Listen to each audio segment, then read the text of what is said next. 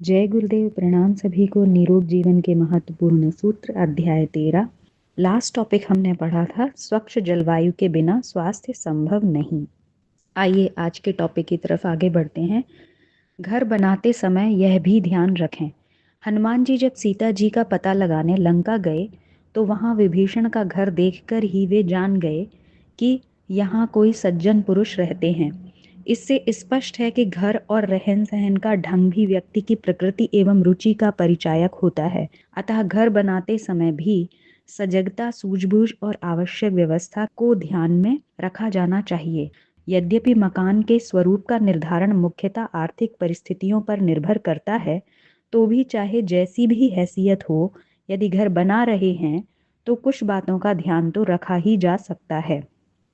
सर्वप्रथम तो जहां तक हो सके मकान के लिए जमीन खरीदते समय आसपास के वातावरण का ध्यान रखना चाहिए।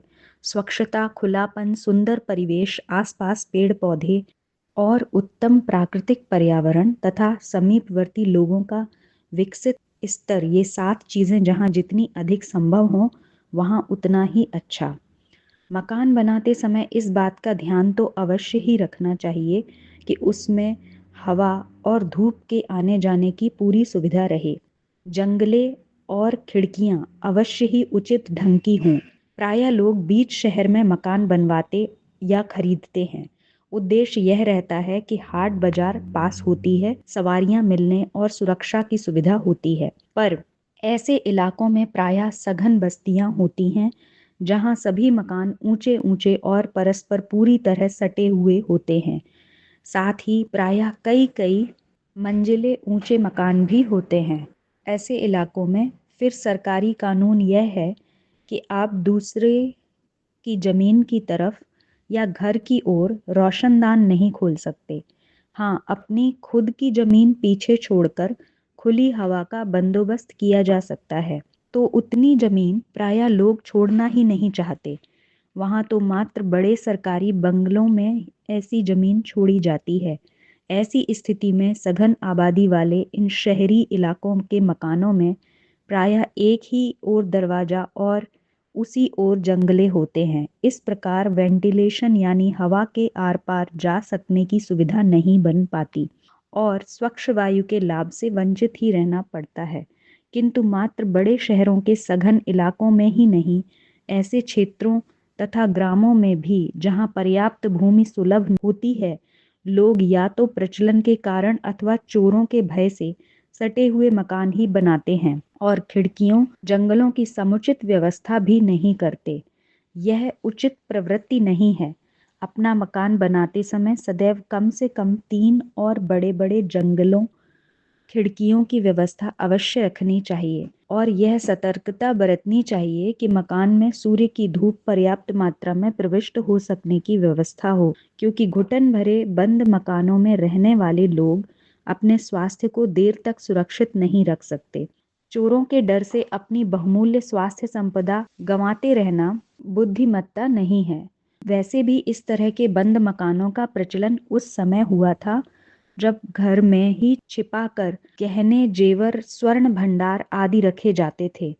अब तो ऐसे कीमती सामानों को बैंक लॉकरों में रखना तथा धन भी बैंक, डाकघरों आदि में जमा रखना ही उचित है। थोड़े से रुपए भी अब बैंक, डाकघरों में विभिन्न बचत खातों आदि में जमा कर रखे जाते हैं। वह अधिक निश्चिंतदायक स्थिति होती है। घर में थोड़ा और सस्ता सामान ही रखना सुरक्षा की दृष्टि से सर्वोत्तम मार्ग है। जिनके पास घर में भी रखने को आवश्यक बहुमूल्य सामान हो, उन्हें लोहे की तिजोरी खरीद लेनी चाहिए। बंद घरों में सीलन, सड़न, घुटन और कमरे के भीतर के सामान की गंध का अजीब सा मिश्रित प्रभाव व्याप्त रहता है। हवा, धूप जहां मुद्दतों तक आ जा न सके, वहां भीतर हल्की विषैली गैस भी भरी रहती है। इसका स्वास्थ्य पर हानिकारक प्रभाव अवश्यंभावी है। अन्न और जल ही नहीं, हवा भी मनुष्य का अत्यंत आवश्यक आहार है।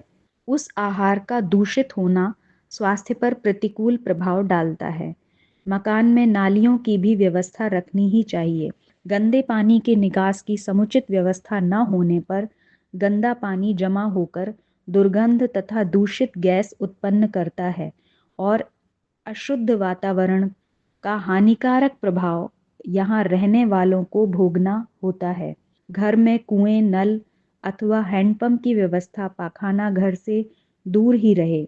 उसी प्रकार कुएं की जगत ऊंची हो और उसके पास बड़े वृक्ष ना हो ताकि कूड़े कचड़े और पत्तियों से कुएं की सुरक्षा हो सके। जहाँ तक संभव हो मकान में आंगन अवश्य रखा जाए। यदि आंगन ना हो सके तो छत से भी काम चल सकता है, किंतु छत पर मुंडेर अवश्य बनी हो ताकि बच्चे वहां सुरक्षित रूप से खेल कूद सकें। गर्मी में सोने, जाड़ों में धूप सेवन, कपड़े सुखाने तथा खाद्य पदार्थों को धूप दिखाने के लिए छत आंगन उत्तम होता है। मकान बनाते समय अपनी आर्थिक स्थिति तथा क्रिया कृत्यों की सुव्यवस्था का विचार करके योजना बनानी चाहिए। स्नान घर, पाखाना, पेशाब घर आदि की स्थिति सोच विचार कर निश्चित करनी चाहिए। शौचालय मकान के एक किनारे ही रखा जाता है और वह अत्यावश्यक है। जहाँ तक संभव हो फ्लश संडास बनवा लेना चाहिए। जहाँ ऐसी व्यवस्था ना हो सके वहाँ शौचालय के पीछे गड्ढे बना देने चाहिए जहाँ मल एकत्र हो सके। ऐसे शौचालय मकान से बाहर की ओर हो सकें तो अत्युत्तम। शौचालय के पास ही स्नानघर होना चाहिए। जहाँ अच्छे पक्के स्नानघर बना सकने की व्यवस्था हो सकती है वहाँ स्नान करते समय पड़ने वाले पानी की छींटें दीवार और फर्श को खराब नहीं कर पाते। पक्के स्नान घरों में कपड़े टांगने, साबुन, तेल, कंघा आदि रखने के लिए उचित स्थान बनाया जाता है जो सुविधाप्रद होता है।